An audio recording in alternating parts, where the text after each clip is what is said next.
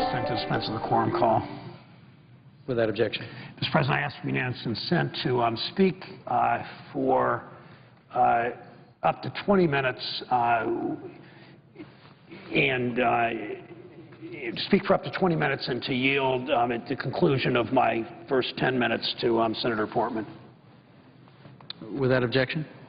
Thank you, Mr. President.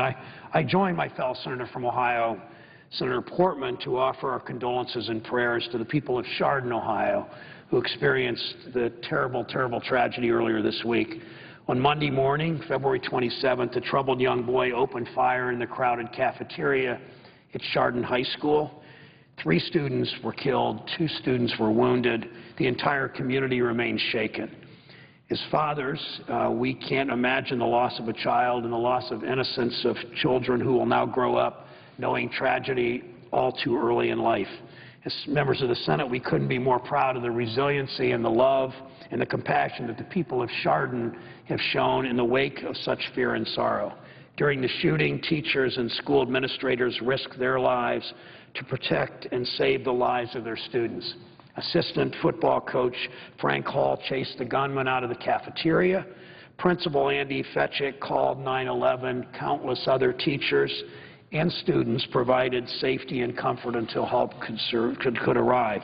Chardon law enforcement and first responders, from the 911 dispatchers to the police to the emergency medical people, arrived to the scene to apprehend the suspect and restore calm and order. Chardon Police Chief Tim McKenna and his team, especially the 3 officers who rushed to the school, did an outstanding job. Hospital staff at Metro Health in Hillcrest cared for the victims and counseled the families of lost ones.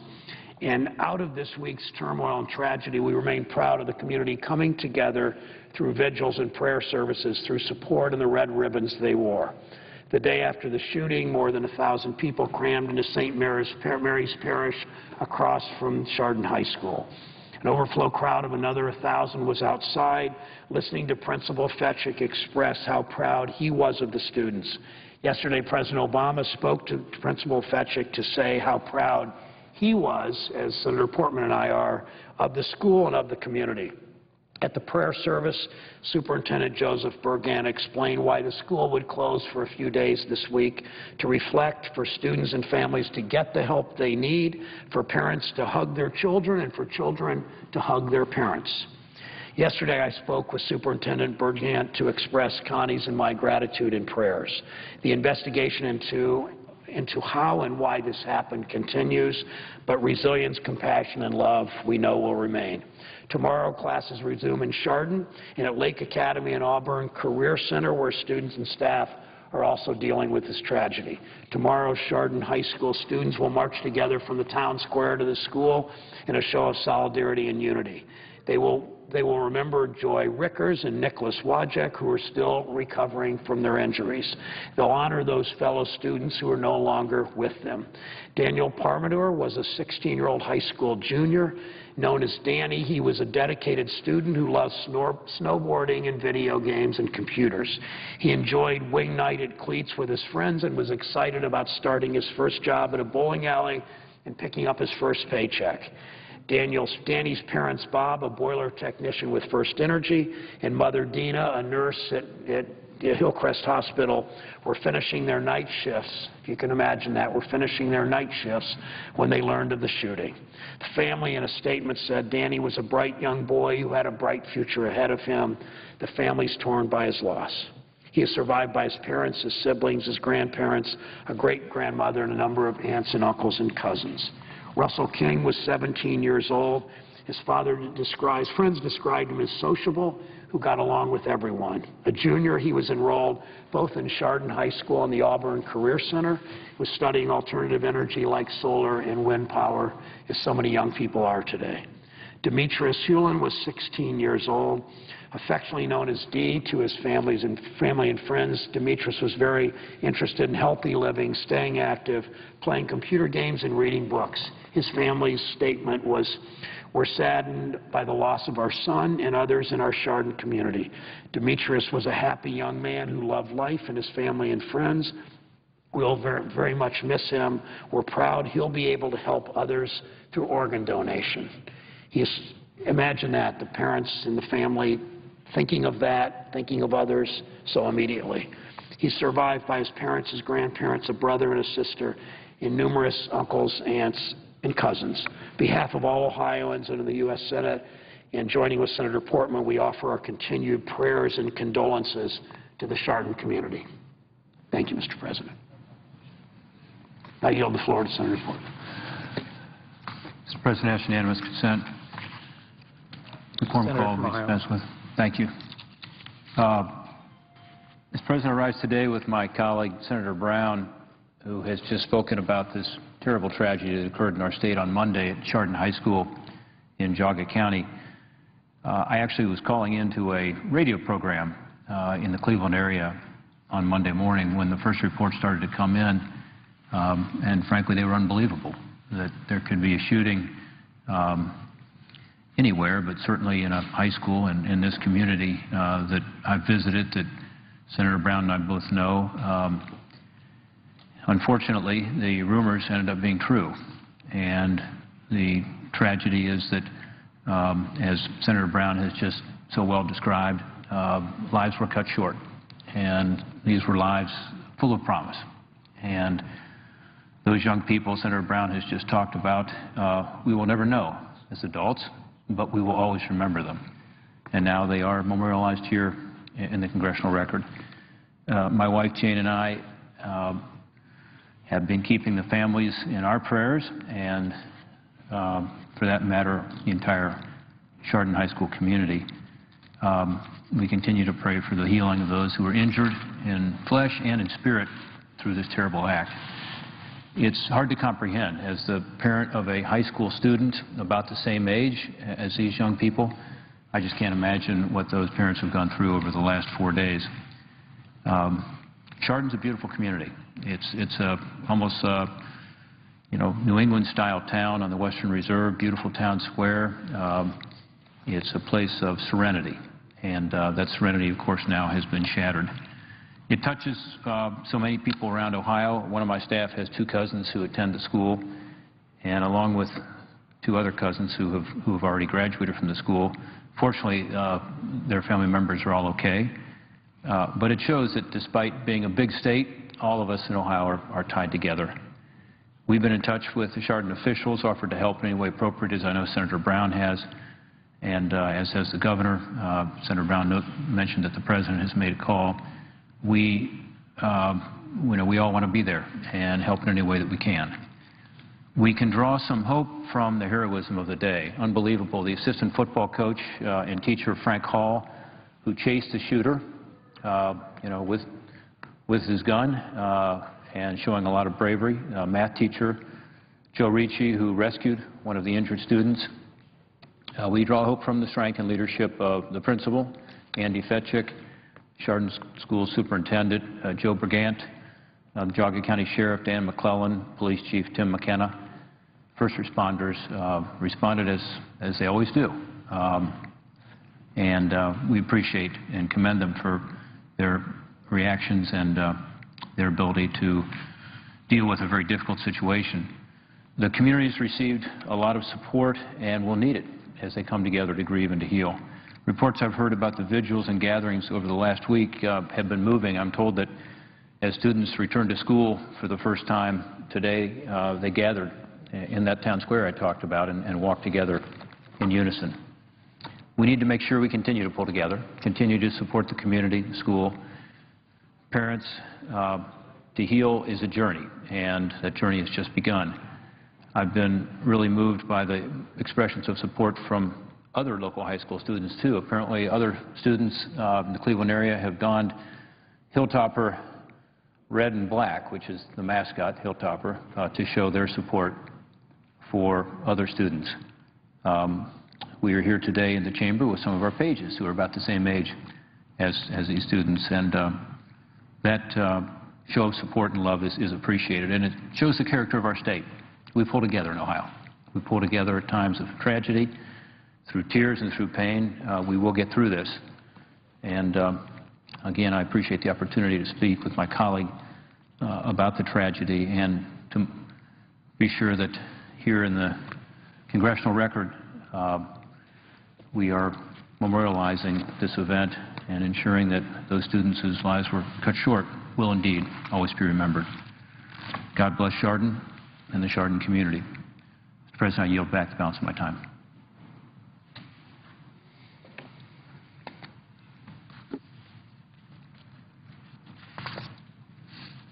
Mr. President, I yield the floor and notice the absence of a quorum.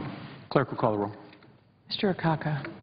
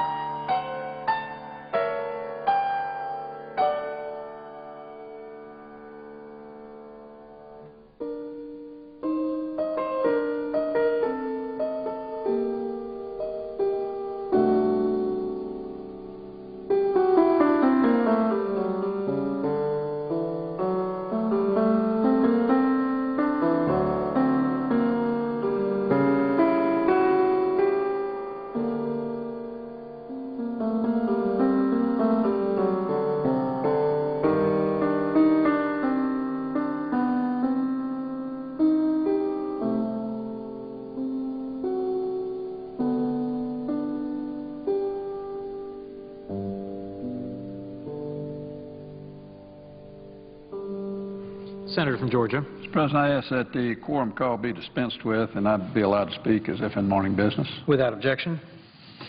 Mr. President, I rise today to speak about our nation's energy policy. Georgians, as well as folks all across America, are shocked every time they pull up to the gas pumps, both at the price of gas per gallon and at the jaw-dropping total cost each time they fill up their tanks. With rising food prices and a weak economic recovery, skyrocketing gas prices could not come at a worse time. This situation illustrates why it is imperative for Congress to focus on creating a policy to expand and diversify our energy sources so the American people are no longer held hostage by prices at the pump. The necessity of congressional action has become all too clear as gas prices continue to rise and unrest in the Middle East threatens the global economy. We cannot afford to keep sending hundreds of billions of dollars per year to foreign countries, many of whom are not America's friends, to meet our energy needs. Doing so poses a threat to our national security and further harms our nation's struggling economy.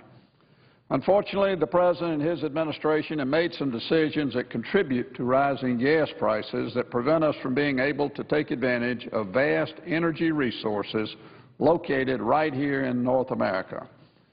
First, the President's recent decision to reject the Keystone XL pipeline was extremely disappointing. Canada is a trusted ally and friend of the United States, and by tapping into its vast oil reserves, we could have substantially lessened our need to import oil from other potentially hostile nations. Not only would this project instantly have created many jobs, it would also have helped secure our nation's energy future. In addition, the long line of burdensome regulations coming from the administration threatens both economic growth and energy costs in the United States. Instead of navigating through this unprecedented regulatory environment, more and more industries will choose to take their business overseas. This could potentially include refiners and other businesses essential to domestic energy production. In fact, we are already seeing the movement of the deep oil rigs in the Gulf of Mexico move to China, a classic example of what could happen even more so in the future. Rather than hindering domestic production of oil and gas, we must encourage the development of the abundant energy resources we have right here in the United States, and we must do so in an environmentally responsible manner. I will continue to support domestic oil and gas exploration and production. It is an essential component of a comprehensive energy policy that will enable America to become more energy independent. As I hear more reports of new oil and natural gas deposits found within our borders and off America's shores, I am stunned that we are not doing more to encourage the development of these resources. I can't think of a better means of improving our economy, both by reducing America's energy imports and encouraging job growth. Unfortunately, the administration continues to hold up and unnecessarily delay the approval of drilling leases and permits. Now is not the time to tie up valuable and much-needed American energy production in bureaucratic red tape. A responsible energy policy that includes increased domestic energy production, improved energy efficiency through technology, improved conservation, and a diversified energy supply through the use of renewable fuel sources will keep gas prices low, lessen our dependence on foreign oil, and strengthen our economy.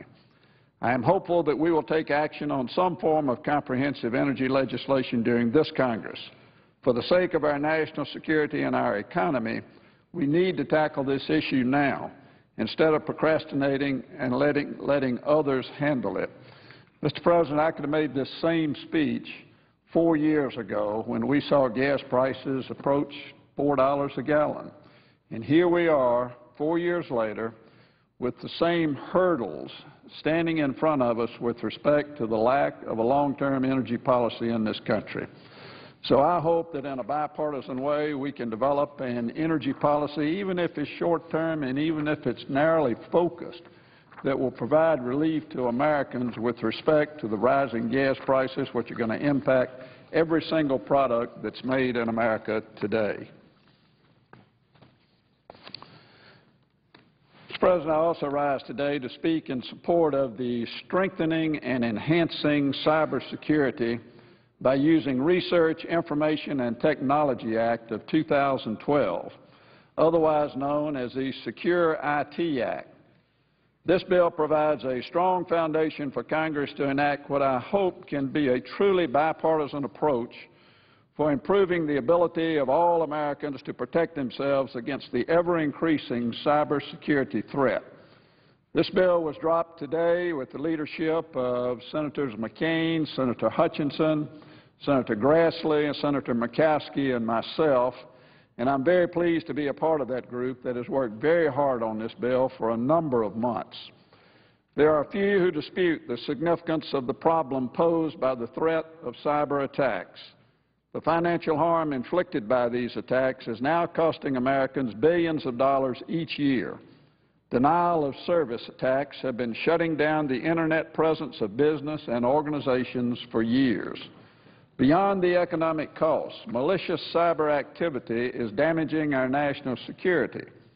Every day, cyber criminals and foreign adversaries steal large amounts of sensitive information from the networks of government and private sector entities. These trends need to be reversed before these malicious activities are measured in terms of lives lost rather than in terms of dollars, as we're seeing today. For years, the Senate Intelligence Committee has been following the growing cybersecurity threats. Early on, one of the most common questions asked in the cybersecurity context was, and I quote, "Who's in charge?" close quote. While this seems like the natural place to start, it is important to understand why this is really not the right question. First, there is no consensus on who should be in charge. Some have argued it should be the Department of Defense. Some say it should be the Department of Homeland Security. Others think it might be best to start from scratch. All of these options have very obvious drawbacks. Secondly, and more important, we have been looking through the wrong end of the telescope in trying to answer this question. Rather than trying to find a governmental entity that should be in charge of cybersecurity, it turns out that the answer is actually much simpler. Each and every one of us is in charge of our own cybersecurity. I know some people will scoff at this answer because it is too simplistic for such a complicated problem, or they just don't trust us to act in our own best interests, and I think they're wrong on both accounts. So if we, and by we I mean all of us who use and rely on computer networks, whether individuals, groups, organizations, corporations, or government agencies, are in charge of our own cybersecurity, the real question then is, what should be done to reduce the threat of malicious cyber activity? I believe the answer to that question is contained in the bill called the Secure IT Act that we have filed today. The Secure IT Act consists of 4 key areas of common ground identified in various legislative efforts. First, information sharing. Second, Federal Information Security Management Act reform.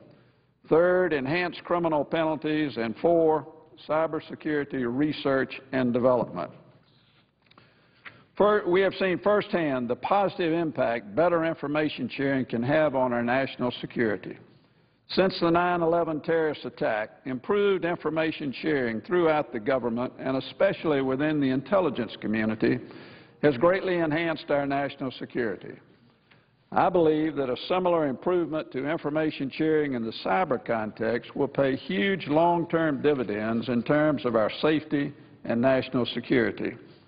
Once there is an understanding that information sharing will work best if it empowers the individual rather than a discrete government entity, the move from a regulatory approach to one that encourages voluntary sharing of cyber threat information by removing unintended barriers quickly follows. The information sharing title of the Secure IT Act is based on this voluntary approach and on the principle that government cannot and should not solve every problem. The co-sponsors of this bill relied upon a number of principles and practical considerations to develop the information sharing provisions in this bill. First, private sector innovation is the engine that drives our economy. Private sector entities have a vested interest in protecting their assets, businesses, and investments. What they often lack is information to help them better protect themselves. Therefore, our information sharing provision authorizes private sector entities and non-federal government agencies to voluntarily disclose cyber threat information to government and private sector entities. The only time cyber threat information must be shared with the government is when it is directly related to a contract between a communications service provider and the government, which ordinarily is a term included in that contract anyway. The only new requirement is that such information will ultimately need to be shared with a cybersecurity center. Information sharing is and must be a two-way street, but there are no quid pro quos here. Because the government often sees different threat pictures than the private sector, our bill also encourages the government to immediately share more classified, declassified, and unclassified cyber threat information. As one example, consider how improved information sharing might safeguard transportation industry systems. Suppose a commercial airline company detects a virus in their reservation system. The virus is stealing information, including customers' credit card numbers, and sending it to a hacker's service overseas. The airline, after investigating internally, determines where the stolen data is being sent. Under our bill, the airline may share the Internet address that is receiving the stolen credit card information with any other companies, such as other airlines, as well as with the government. With this warning from the first airline, other transportation companies can check their systems to see if any of their data is being sent to the hacker's server. Moreover, using the hacker's Internet address, law enforcement is able to begin an investigation to identify other victims of the same hacker. The cybersecurity centers will also be able to notify private entities of the nature of this particular threat. In this example, it is unlikely that the airline would ever need to share or release any customer's personally identifiable information. Second, my co-sponsors and I intentionally omitted a critical infrastructure title because we believe a top-down regulatory approach will stifle the voluntary sharing of cyber information by the private sector. Consistent with this principle, our information sharing title does not provide any additional authority to any government entity to impose new regulations on the private sector. In fact, the bill prohibits government agencies from using any shared cyber threat information to regulate the lawful activities of an entity. In short, the bill leaves the existing regulatory regime unchanged. The real difficulty with trying to regulate in this area is that malicious cyber activities occur in real time and are constantly changing. The bureaucracy-driven regulatory process is simply not nimble enough to keep up with the leading cybersecurity practices. Another disadvantage to a regulatory approach is that it gives hackers insight into existing cybersecurity performance requirements and, as a result, potential vulnerabilities. As industry representatives have told us, this could actually make us less safe, not more safe. Thirdly, our bill does not create any new bureaucracy to facilitate the sharing of cyber threat information.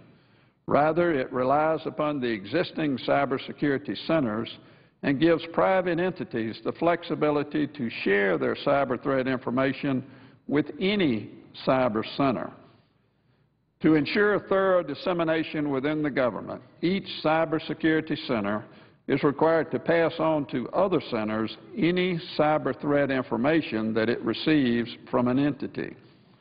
Ultimately, we expect that our current decentralized cybersecurity center structure will be energized by an increase in shared cyber threat information. We also think that these centers, with their ongoing relationships with many private entities, provide a more robust and secure environment for information sharing than creating new cybersecurity exchanges or a new national center. Another advantage of our no new regulatory authorities and no new bureaucracy approach is that it is also a no new spending approach. Our bill does not authorize any new spending, which is particularly important given our current economic situation.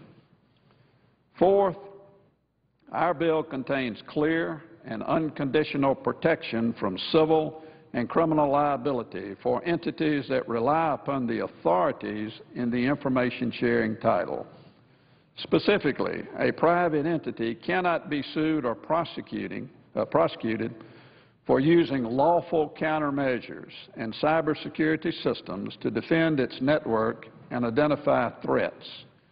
In addition, neither a private entity nor a federal government entity can be sued or prosecuted for using, disclosing, or receiving cyber threat information, or for the subsequent action or inaction by an entity to which they gave cyber threat information.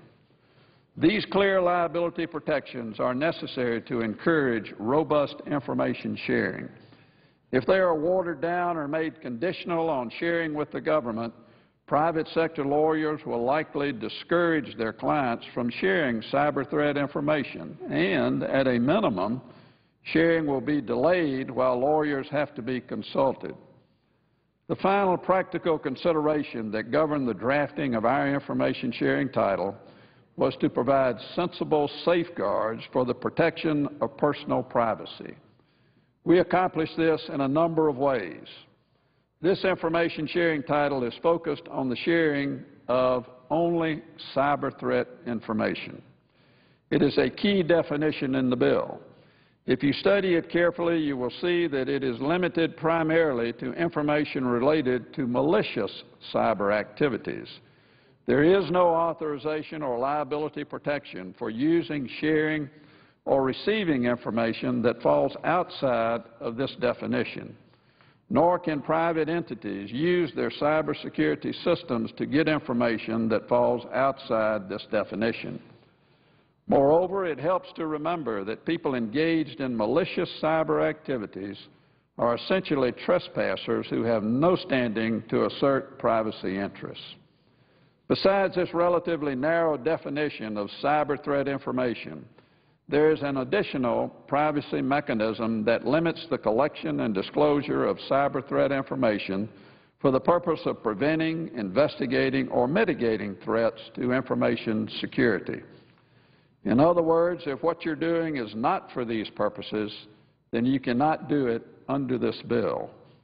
Another way that this bill protects privacy is by requiring the government to handle all cyber threat information in a reasonable manner that considers the need to protect privacy and allows the use of anonymizing information.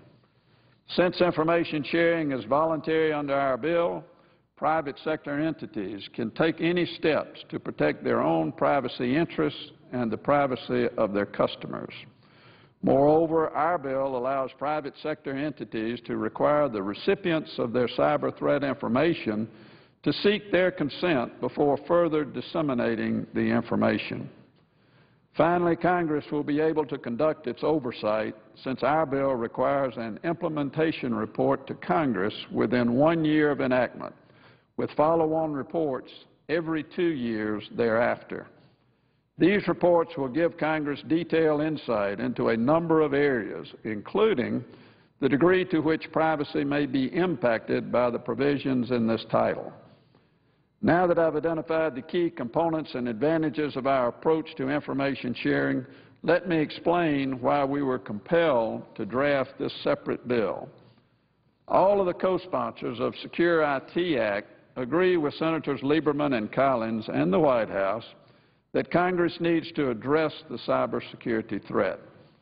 When we attempted to participate in the cyber working groups, it became clear pretty early on that it was going to be difficult to come up with a consensus product.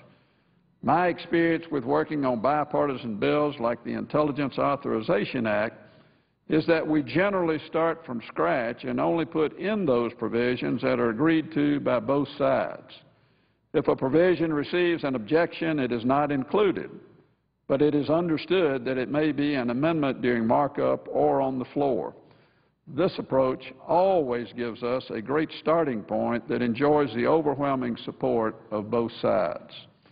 Since the working group process had essentially reached an impasse on the issue of critical infrastructure regulation and how best to promote information sharing, the co-sponsors of Secure IT Act joined together to develop a bill that would cover common ground and could serve as a better starting point for negotiations.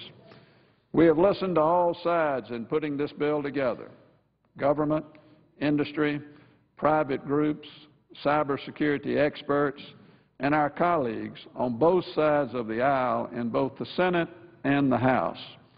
There should be nothing surprising in our bill. Our ranking member group has been telegraphing our priorities for months now. If we're serious about passing cybersecurity legislation in this Congress, and I hope we are, we should be working together to pass a bill with the support of a large group of senators far in excess of the 60 we need, as we have done in the past on many major pieces of legislation. I believe the common ground approach of the Secure IT Act puts us on a clear path to reaching this goal. This is important national security legislation. Fortunately, leaders Reid and McConnell have an outstanding record of garnering overwhelming bipartisan support for national security legislation, and I am confident that they will seek to do so again. I look forward to continuing these discussions and getting a strong bipartisan bill signed into law. And, Mr. President, I yield the floor, and I would ask unanimous consent that I be followed by Senator Brown of Ohio, who assured me he would be waiting in the chamber when I concluded, but since I see he's not, would suggest the absence of a quorum. Clerk will call the roll. Mr. Akaka.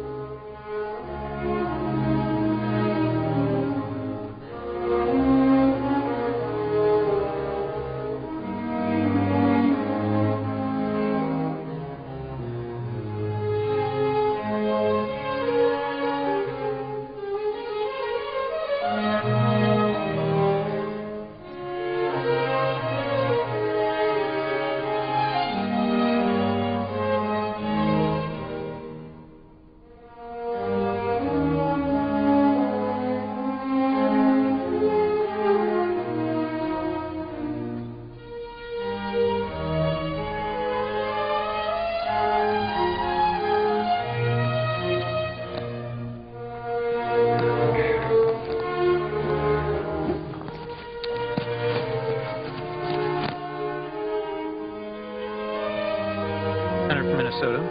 Mr. President, I would ask that the quorum be dispensed with. Without objection. Thank you. Mr. President, I come to the floor today to talk about my amendment to the Transportation Reauthorization Bill that I've introduced with Senator Blunt.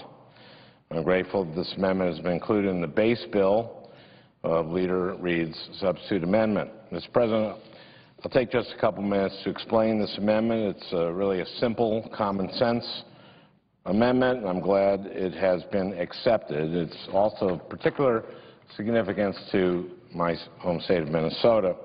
On August 1st of this year, we will mark the 5th anniversary of a tragedy in my home state, the collapse of the Interstate 35W bridge in Minneapolis. The collapse killed 13 people and injured 145. That tragedy should have been a wake-up call in America and in this body.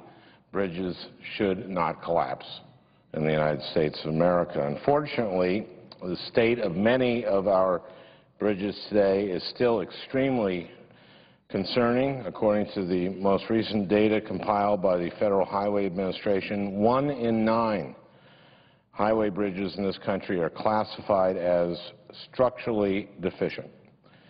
Let me say it another way. 1 in 9 bridges in our country needs significant rehabilitation or replacement and requires yearly inspection. In Minnesota alone, more than 1,100 bridges were listed as being structurally deficient. The bill that we're debating today consolidates the many varied surface transportation programs into 5 main pots of money. The Highway Bridge Program would be consolidated into the new National Highway Performance Program. And of this new program, 60% would have to be spent on restoring National Highway System roads and bridges into a state of good repair. The other 40% is more flexible and can be spent on a variety of projects, including federal aid highways that aren't on the National Highway System or the NHS. However, if those non-NHS roads have a bridge that needs repair, that project wouldn't have been an allowable use of this flexible pot of money. My amendment, which has now been included in the base bill, fixes that. It allows the 40% pot of money to be used to repair bridges on non-NHS federal aid highways. It's just common sense. If roads are eligible for this funding, then bridges along those roads should be eligible as well. This is a no-brainer to me, especially given the poor state of our bridges today in our country. The I-35W bridge collapse was a tragedy, and it was a monumental failure of policy. I'm determined not to let that happen again, and I thank Senator Blunt for joining me in this effort. I'd also like to thank Transportation for America and Smart Growth America for their support on this important fix. Thank you, Mr. President. I yield the floor and would suggest the absence of a quorum. Clerk will call the roll. Mr. Akaka.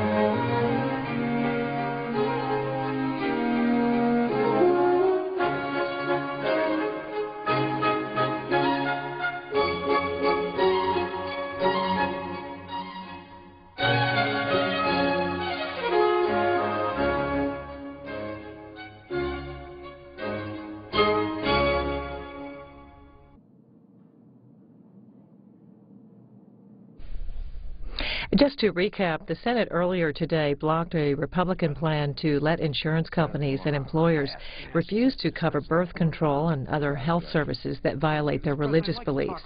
That amendment, which the Senate tabled 51 to 48, was offered by Republican Senator Roy Blunt of Missouri. By modernizing our roadways and our highways, about making bridges safer.